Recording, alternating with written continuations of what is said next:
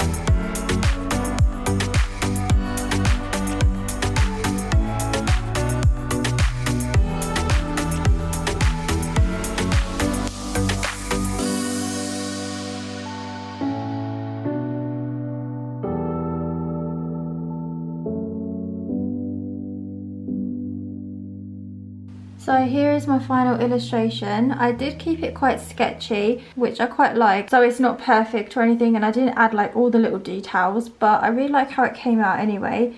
And this illustration actually took me, let me have a look, in total 2 hours and 22 minutes. Oops.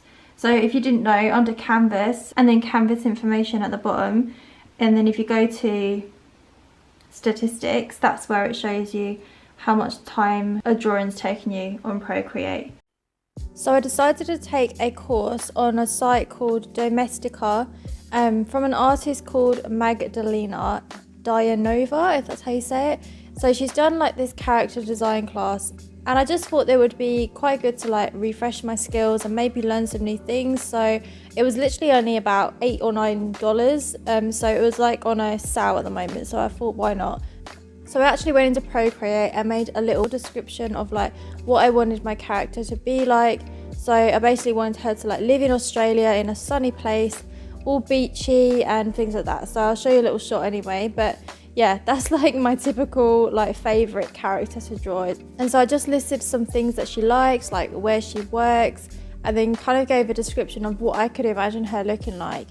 And so I kind of looked at these things when I designed the character, and I pulled some images from Pinterest into Procreate just to create like a little mood board as well, to help me kind of visualize what I wanted to draw. And then I just went on to Procreate and started drawing whilst I was just sort of watching the class in the background.